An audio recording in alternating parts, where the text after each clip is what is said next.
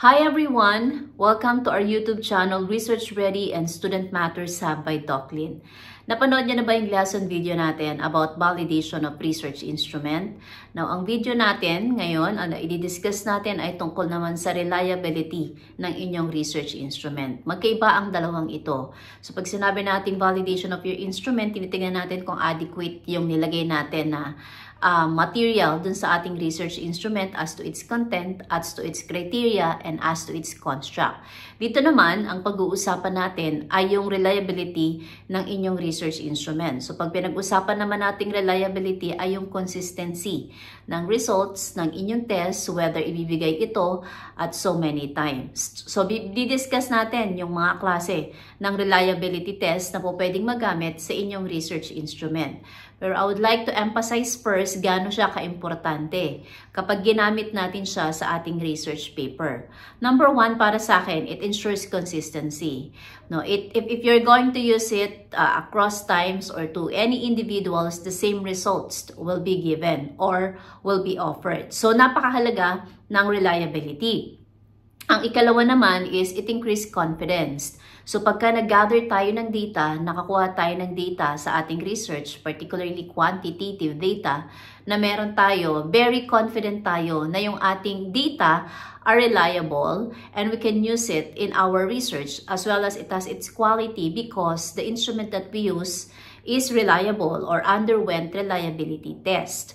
Ang pangatlo naman na importansya niya is that it facilitates comparison. So regardless of what field, no, pag ginamit mo yung iyong research instrument, you can compare the results of the data. And lastly, it improves decision making. So halimbawa, gagawa tayo ng ating research instrument at gagamitin natin ito para makapag-decide tayo sa isang bagay. Very confident tayo na yung ating data na nakuha ay tama kasi yung instrument na ginamit natin ay reliable. So halimbawa, gagawa ka or kukuha ka ng data tungkol sa academic performance ng iyong mga estudyante. So kapag ang iyong test ay reliable, you are very confident that you can make your decision making. Let us first define what do we mean by reliability. Reliability refers to the consistency and stability of the survey instrument measurements over time and across different conditions. So when we talk about reliability, we're after the word consistency and stability.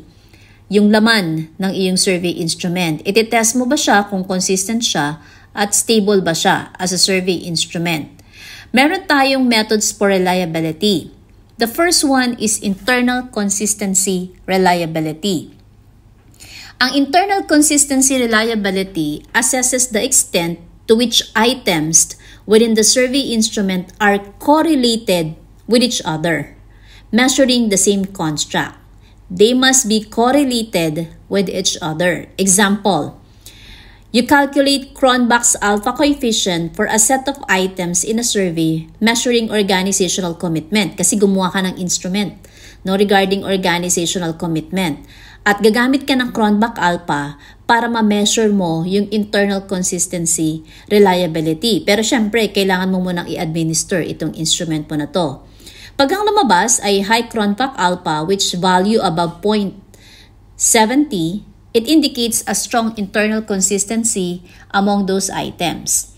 I'll give you another example and let's take a specific procedure kung paano natin gagawin ang reliability. Example, you are making an academic test on mathematics. Imagine you have developed a 30-item mathematics test to assess high school students, yung understanding nila about algebraic concepts. Internal consistency reliability, ang gagamitin natin syempre yung Cronbach alpha. It would assess how consistently these items measure students' overall proficiency in algebra. First, ang kailangan natin, yung measurement tool. Syempre, yung measurement tool natin, yung mathematics test na ginawa mo, yung 30 items covering various algebraic topics such kunyari equations, inequalities, functions, and graphs. Pangalawang gagawin natin, data collection. Nakagawa ka na ng tool mo, i-administer mo na yung test to a sample of high school students who are currently studying algebra. Pangatlo, pag nakakuha ka na ng data mo, i-calculate mo na ngayon yung Cronbach alpha. After collecting the test responses, you calculate the Cronbach alpha to assess the internal consistency, reliability among the items. Yung measurement na to will indicate kung yung mga items ba in the test are measuring the same underlying construct. And what is that? The student's proficiency in algebra. Nakapag-calculate ka na, dito na tayo sa interpretation. Suppose you calculate Cronbach's alpha for your mathematics test and finds it to be 0.82. Siyempre, ang value ng 30 items mo na test are internal consistent. Meron tayong ginagamit na scale or measurement para malaman natin yung result ng ating Cronbach alpha at matutulungan kayo ng inyong statistician tungkol dito. So, ibig sabihin, pag ang naging result ay 0.82, they collectively measure students' proficiency in algebra effectively. So, what does it mean, ma'am? You can use the researcher-made instrument that you have test as to its reliability, particularly yung tinatawag nating internal consistency reliability. So, iba to sa validation na diniscuss natin last time. Number 2 methods of reliability is the test-retest reliability. Ang test-retest reliability evaluates the stability of survey responses over time by administering the survey to the same group of participants on 2 different occasions. Kaya nga tinawag siya na test-retest reliability. It evaluates the stability of the survey instrument on the same group of respondents on 2 different occasions. Example, you administer a job satisfaction survey that you have made to employees and then re-administer the same survey to the same group after 2-week interval. After that, you have to calculate the correlation between the responses on the first attempt and the second attempt from these 2 administrations of instrument. Now, a high correlation coefficient, example above 0.70, indicates a good test-retest reliability. Magbigay pa tayo ng example at kung ano yung step-by-step procedure na pwede nyong gawin pag nagkanda kayo ng test-retest reliability. Gumawa ka ng personality inventory instrument. You have developed your own instrument and you would like to measure traits such as extraversion, agreeableness, conscientiousness, emotional stability, and openness to experience. Okay, you want to assess the test-retest reliability nung ginawa mong personality inventory that it consistently measures these personality traits over time. So first thing you have to do, you have to make your measurement tool. Your personality inventory, shall we say example, consists of 50 items, each designed to assess different aspects of personality using a Likert scale. Example, strongly agree to strongly disagree.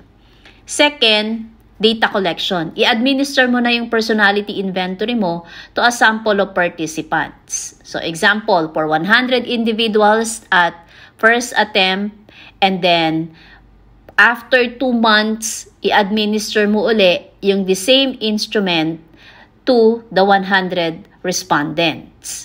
So, ibig sabihin, you administer this personal inventory to the same participants for the second attempt or time 2 after a suitable interval is minimizes.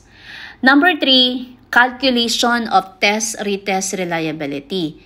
I-calculate mo na ngayon yung correlation between participant scores on the inventory for your first and second test using correlation coefficient like Pearson R. Okay? And then yung interpretation mo, suppose you calculate Pearson R for each personality trait at nakita mo na yung correlation range from 0.75 to 0.85. Ang ibig sabihin, it indicates a high test-retest reliability.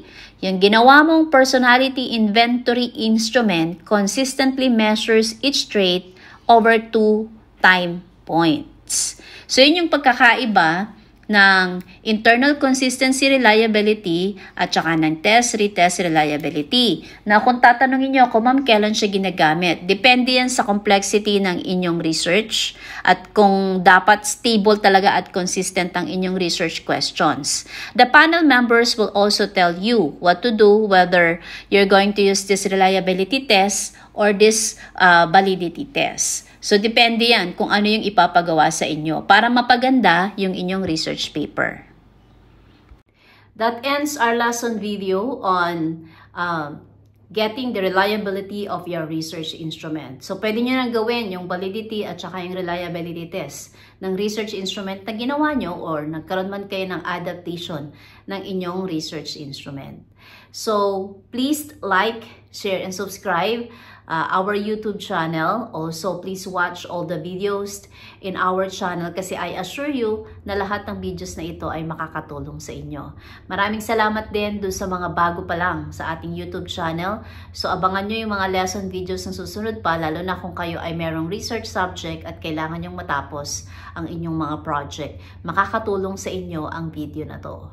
Thank you very much once again for watching in our YouTube channel, and always remember, we unlock insights to empower your minds. Thanks for watching, everyone, and see you on our next lesson video.